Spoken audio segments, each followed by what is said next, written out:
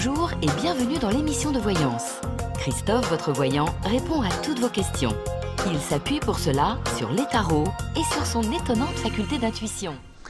Bonjour à tous et bienvenue sur le plateau de l'émission de voyance.com. Eh bien écoutez, je suis ravi de vous accueillir pour cette émission du mardi 4 octobre, une émission un peu spéciale puisque d'ici quelques jours nous allons avoir la pleine lune qui se situera sur l'axe Bélier-Balance. Et dans le courant de l'émission, c'est-à-dire je vais répondre à 2-3 questions et ensuite, écoutez, j'évoquerai cette pleine lune de Bélier qui, je dirais, présente pas non plus des choses, des éléments hyper catastrophiques. Et oserais-je dire qu'elle ne fait pas partie des événements astrologiques qui m'ont les plus inspiré. Mais bon, il y a quand même dans cette pleine lune des petits points intéressants que nous développerons tout à l'heure. Voilà, donc dans un premier temps, je vais répondre à vos questions, comme je le fais depuis une douzaine d'années dans mon émission. Donc voilà, bon, écoutez, on y va. Je vais attendre juste la première question que je vais lancer. Annie, bonjour. Vous avez pris la décision de rompre avec votre chéri. Vous lui avez accordé 3 chances. Il vous a promis, juré, mais toujours pas de respect envers vous, même face... D'accord. Alors, est-ce qu'il y aura un autre homme bientôt ?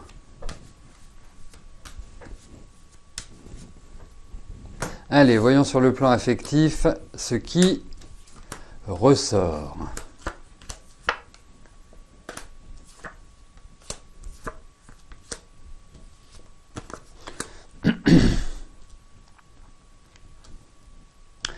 Je vous dirais, je suis pas sûr qu'il vous lâche comme ça.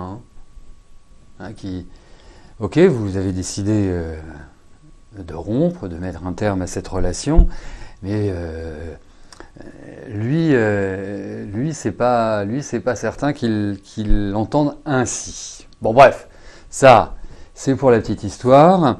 Ensuite, moi, je vous dirais une chose, c'est que je pense que effectivement, il n'y a pas de souci pour que vous rencontriez quelqu'un d'autre. Il n'y a aucun élément qui va venir contrarier cela. Donc, je vous dirais une chose.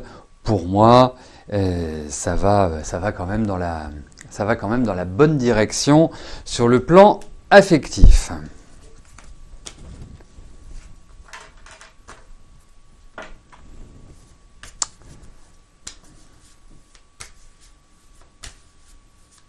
Alors c'est peut-être pas forcément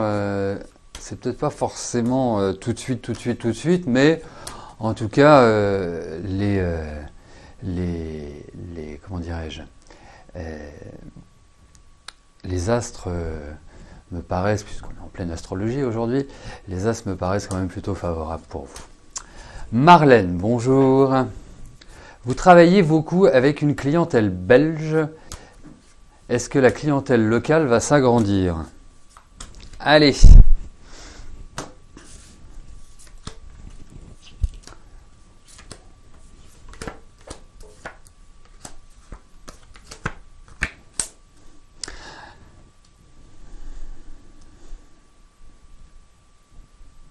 Alors, moi je vais vous dire une chose, il va vous falloir un peu de patience avant d'arriver à un niveau de clientèle locale qui soit satisfaisant. Première chose. Deuxième chose, j'ai l'impression que votre clientèle va également augmenter, va également progresser par l'intermédiaire d'autres personnes. Comme si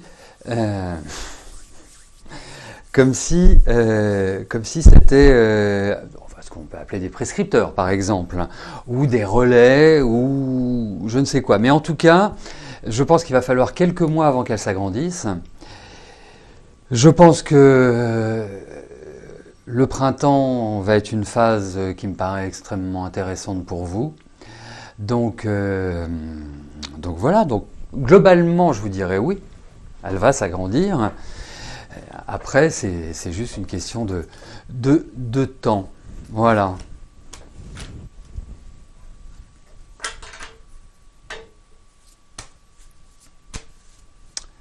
Allez, petite dernière avant la pleine lune, qui a lieu dimanche, hein, en fin de semaine, voilà, enfin dans le week-end. Claudine, bonjour. Quand je vois votre fils revoir sa fille, et comment va... Ok.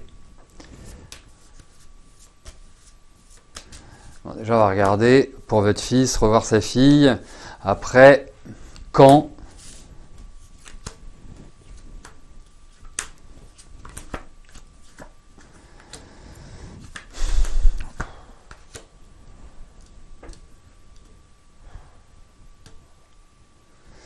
Bon, alors je vais pas, vraiment je vous souhaite tout le contraire, mais je ne vais pas être porteur de bonnes nouvelles pour le moment, puisque j'ai vraiment l'impression que cette idée, elle n'est pas franchement dans les tuyaux de manière rapide.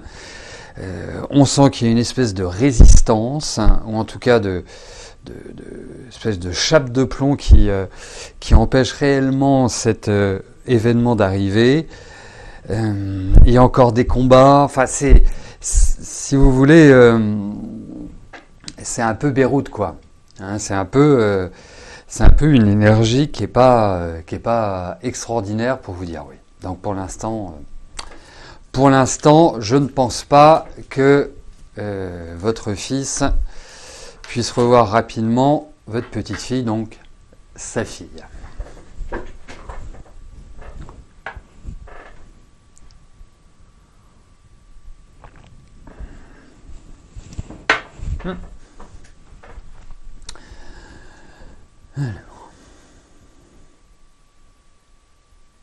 Alors aujourd'hui, nous allons aborder la pleine lune de Bélier.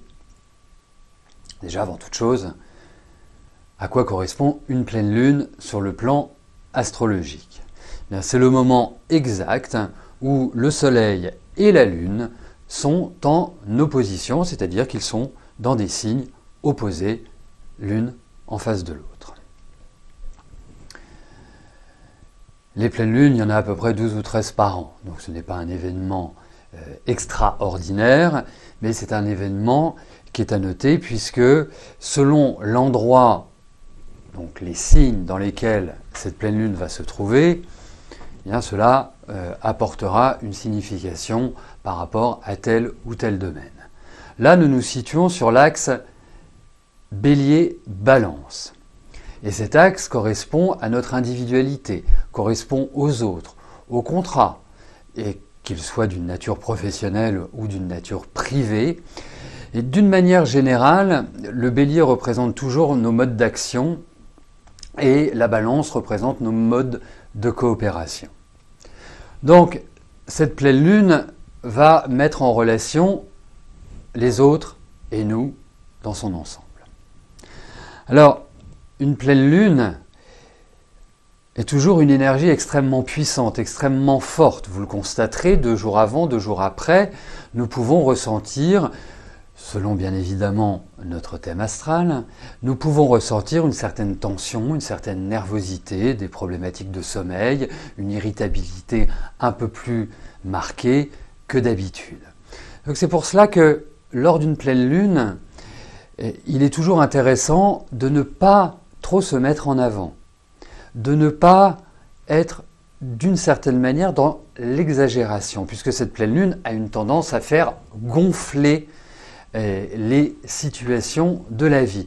Donc c'est une phase où il faut apprendre à se mettre en retrait, à canaliser son énergie.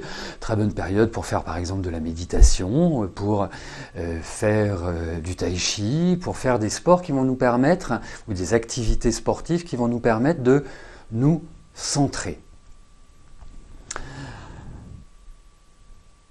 Donc cette période est toujours 2 jours avant, 2 jours après, puis ça tombe bien puisque c'est un dimanche, est toujours bien pour faire un point, s'interroger dans ce cas précis de cette pleine lune sur l'ensemble des relations que nous entretenons, hein, que ce soit sur le plan amoureux, affectif, amical, familial.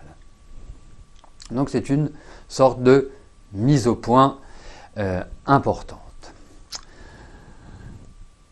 Alors vous l'aurez compris, cette pleine lune est essentiellement tournée vers les relations affectives dans son ensemble. Cette phase de pleine lune est un moment idéal également pour entrer dans l'action de ce qui a été mûri ces derniers mois.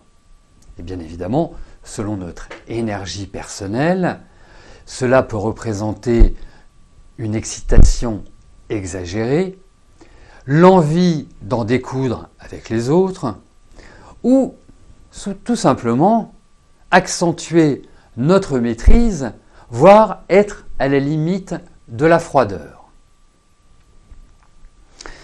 Bien sûr, cette pleine lune a des aspects. Ce n'est pas juste isolé au milieu du zodiaque. Les forces qui sont en présence, nous avons une conjonction Vénus-Soleil en Balance, qui est juste une conjonction magnifique. Vénus est la planète de l'amour, a la maîtrise de la Balance, donc est parfaitement à l'aise chez elle, et le Soleil va irradier de manière positive, même si certains astrologues vous diront qu'elle est combuste, donc le Soleil brûle, mais ça met en évidence toutes les valeurs amoureuses dans son ensemble. Après, on peut parler aussi de créativité, on peut parler de décoration d'intérieur, on peut parler d'esthétisme, on peut parler d'art, etc., etc. Toutes les valeurs de Vénus. Donc la Lune est conjointe à Chiron. Alors je vous parle très rarement de Chiron, mais c'est une planète qui a quand même une certaine importance, puisque Chiron est aussi appelé le guérisseur. Et puis, d'une manière un peu large, comme on est sur de l'astrologie mondiale, on peut se permettre cette largesse, forme un carré à Jupiter, et puis je vais reprendre juste une petite chose, c'est Chiron qui est conjoint à Jupiter, excusez-moi, c'est pas conjoint à la Lune. Donc Chiron va être au carré de la Lune et de la conjonction Soleil-Vénus. Et donc Chiron représente en quelque sorte l'expression de nos blessures. Et le rôle de Chiron dans ce cas-là est de raviver d'une certaine manière ce qui n'a pas été réglé. Donc, la formidable opportunité, quand les plaies se réouvrent, eh bien, c'est de les guérir complètement et de permettre une évolution et de nous libérer des troubles. Ce n'est pas en mettant sous le tapis que nous arriverons à être en harmonie avec nous-mêmes. Et tout ce qui est de la nature du refoulement, eh bien, laissez les choses revenir à la surface, intégrez-les, réglez-les, et vous n'en vivrez que mieux. Alors, selon votre situation affective, parce que vraiment on parle d'affectif sur cette pleine lune, si vous êtes en couple, eh bien, c'est une période que j'appellerais de mise au point de votre situation. Donc, suis-je à ma place? Suis-je dans un élan de poursuite de cette relation? Et quels sont mes désirs profonds? Sans faire référence à un statut social, sans faire référence à une situation de vie, c'est véritablement l'idée de se dire de quoi ai-je envie, vers quoi ai-je envie de me tourner. C'est vraiment cette notion importante qui ressort dans cette actualité-là. Vous êtes célibataire. Là, nous allons plutôt nous interroger sur le modèle que nous recherchons en amour. Se poser des questions du type « Pourquoi suis-je seul depuis si longtemps ? Pourquoi je ne trouve pas de stabilité en amour ? Pourquoi à chaque fois que je commence une relation, celle-ci capote, celle-ci ne permet pas une expression totale de mon affectivité ?» Ça au moins ce sont des questions qui touchent tout le monde, indéniablement. Et on verra que selon les signes, quelle est la portée de ces éléments-là. Alors les autres risques de cette pleine lune sont les malentendus, les dissimulations, les excès, les abus de confiance. Et parfois avec Jupiter, cette espèce d'optimisme irrationnel qui ne repose en réalité sur rien. Pour terminer sur cette pleine lune, je vais revenir sur le carré Uranus-Saturne. Là, on commence à vivre ce dernier épisode qui a commencé quand même il y a quelques années, c'est-à-dire il y a 1 an et demi, 2 ans. Uranus-Saturne. Je rappelle, Uranus, planète de la liberté, du changement.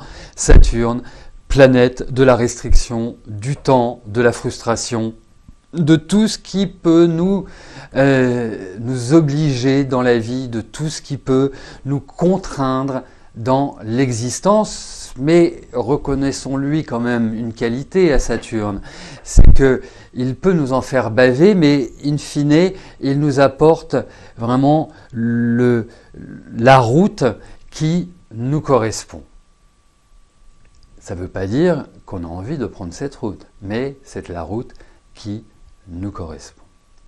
Et donc, quand ces deux planètes sont en contradiction, donc sont en carré, c'est un aspect dit négatif. Moi, je préfère utiliser le mot tonique, dynamique, qui nous permet d'une certaine manière, de regarder la réalité en face, sans chimère et sans illusion. Mais, il faut bien le dire, c'est quand même une rude épreuve, le carré Uranus-Saturne, puisque d'un côté, on a l'esprit libre, et de l'autre côté, on a une espèce de tradition qui veut nous imposer des règles issues des millénaires passés, des siècles passés, des décennies passées. C'est du conservatisme, Saturne. C'est je ne veux pas changer les choses, je veux les conserver telles qu'elles existent. Uranus, lui, il veut la modernité, il veut justement dépasser le cadre de cela.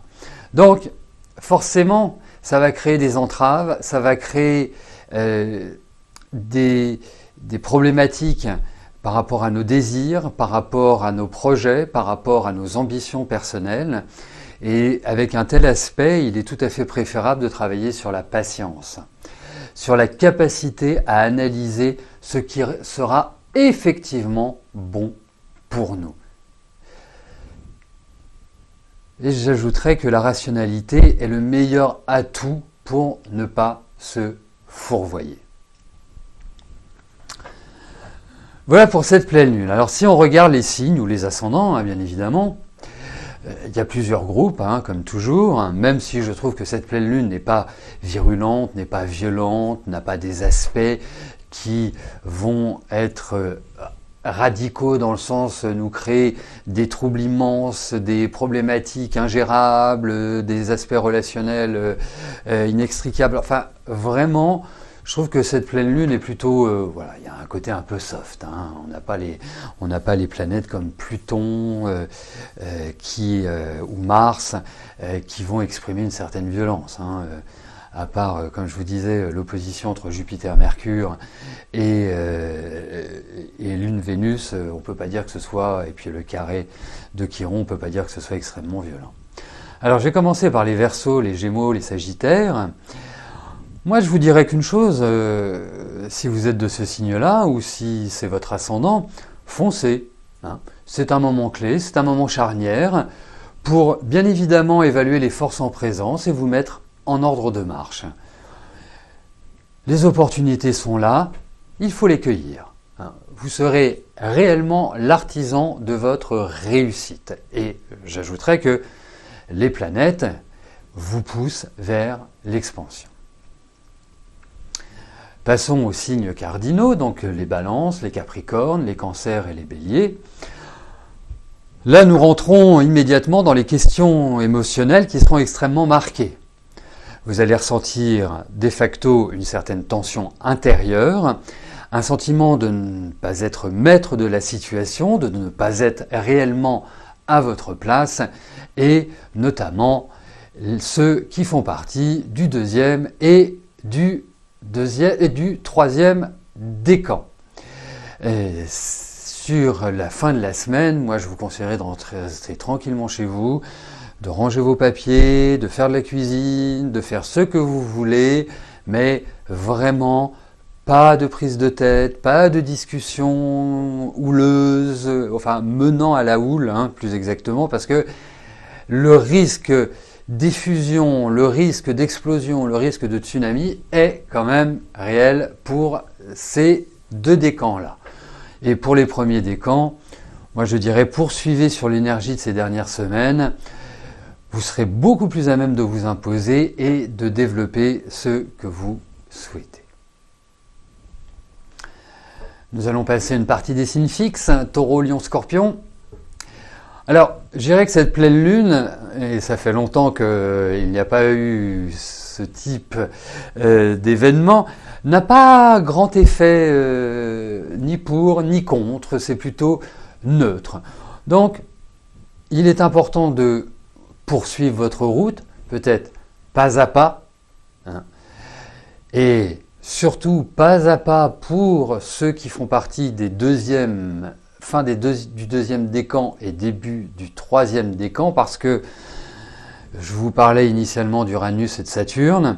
Uranus, par exemple, pour les taureaux, fin deuxième décan, début troisième, va leur donner l'envie de tout bousculer, de liberté, de ne plus être suffisamment à l'aise dans leur vie, et ce quel que soit le domaine.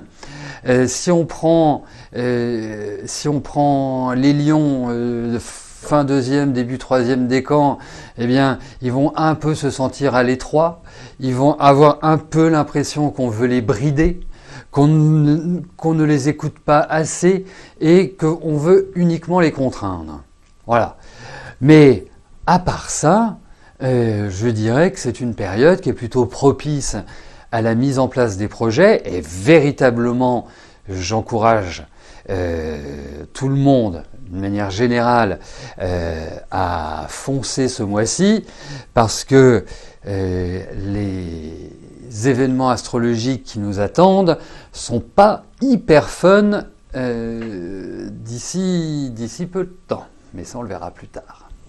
Et je terminerai par les poissons et les vierges. Donc, moi je vous dirais une chose, il y a des opportunités, faut les saisir. Vous avez des planètes qui sont plutôt favorables en ce moment, qui sont plutôt favorables à votre expansion, à l'expression de vos désirs, à vous permettre de structurer votre vie différemment, à l'organiser différemment. Le plus important, et là je m'adresserai aux poissons vierges, avec quelques nuances, mais aux poissons vierges, fin deuxième décan et début troisième, vous avez à l'heure actuelle Neptune qui est en Vierge, donc pour les poissons ça va faire une opposition, pour les Vierges ça va faire une conjonction. En ce qui concerne l'opposition, je vous encourage à être très factuel, donc pour les poissons à être très factuel et à ne pas prendre des vessies pour des lanternes. Il faut beaucoup de réalisme parce que ça vous pouvez considérer les situations de la vie pas du tout comme elles sont. Donc, voilà. Ne vous laissez pas avoir par le chant des sirènes. C'est surtout ça qui est important à retenir.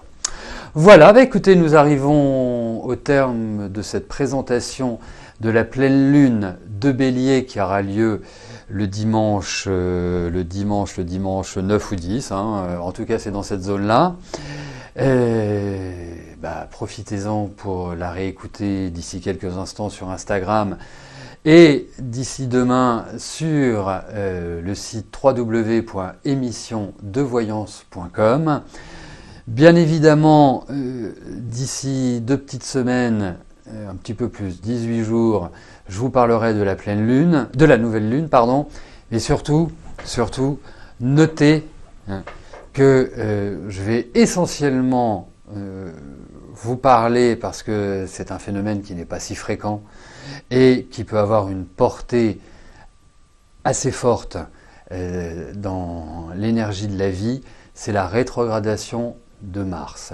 N'oublions pas, Mars est le dieu de la guerre, donc même s'il est en Gémeaux, quand le dieu de la guerre est rétrograde, ça apporte des difficultés dans l'action, des rapports de force, des tensions, des instincts guerriers, etc., etc., etc. Mais ça, je vous le développerai ultérieurement, donc n'hésitez pas à nous suivre, que ce soit sur le site www.émissiondevoyance.com, sur notre page Instagram Émission de Voyance et sur notre page Facebook Émission de Voyance toujours. Eh bien, merci de votre attention, merci de votre fidélité et je vous souhaite à tous une excellente fin de journée. Merci, bye bye.